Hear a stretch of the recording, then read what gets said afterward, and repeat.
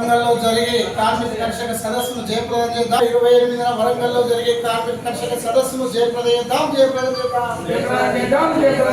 కార్మిక కర్షక హలో కార్మికుల ఐక్యత, కార్మిక కర్షకుల ఐక్యత, కార్మికుల ఐక్యత. జయప్రదం చేద్దాం. ఈ నెల 28న జరిగే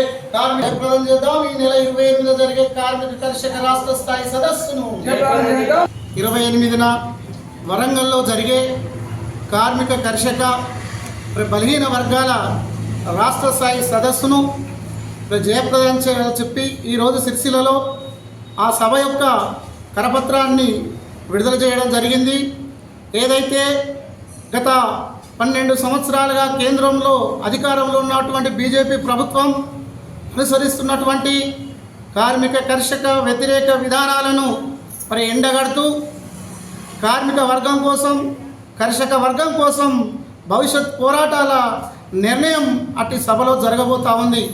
ఏదైతే మోడీ ప్రభుత్వం నిరంకుశంగా రైతు ఉద్యమాలను, కార్మిక ఉద్యమాలను ఉక్కు పాదంతో అణగదొక్కుతూ కార్మిక చట్టాలను నిర్వీర్యం చేస్తూ ఏదైతే వ్యవసాయ రంగంలో బడా బూర్జోత్పాదారుల పెట్టుబడిదారులను ప్రోత్సహిస్తూ విదేశీ సంస్థలను కార్పొరేట్ రంగాలను ముందుకు తీసుకొచ్చి రైతులను, రైతు కూలీలను ఈరోజు సర్వనాశనం చేస్తూ ఉన్నారు.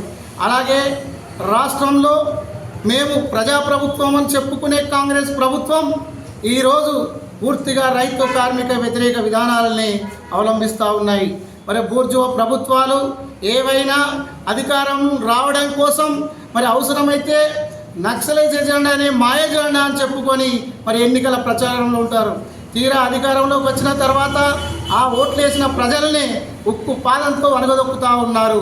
ఈరోజు రాష్ట్రంలో ఏదైతే 420 420 హామీలతోని అధికారంలోకి వచ్చిన కాంగ్రెస్ ఈరోజు అధికారంలోకి వచ్చి 2.5 సంవత్సరాలు గడుస్తున్నా పేద ప్రజలను ఎవ్వరూ కూడా ఏ ఒక్క వర్గం కూడా సంతృప్తిగా లేదు.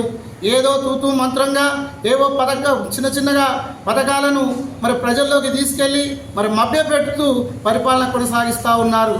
ఏదైతే ఈ రాష్ట్రంలో, దేశంలో ఎదుర్కొంటున్నటువంటి కార్మిక కర్షక వర్గాలను ఏకం చేస్తూ వారి పోరాటాల కోసం, వారి కోసం జరిగే భవిష్యత్తు పోరాటాల కోసం, నిర్ణయం కోసం తలపెట్టినటువంటి ఈ రాష్ట్ర సదస్సును సిరిసిల్ల ప్రాంతం నుంచి అనేక మంది కార్మిక కర్షకులు, విద్యార్థి మేధావులు, కమ్యూనిస్టు సాగుపోతి పరులందరూ కూడా ఇట్టి సదస్సుకు బయలుదేరి జయప్రదం చేయాలని చెప్పి కోరుతా ఉన్నాం.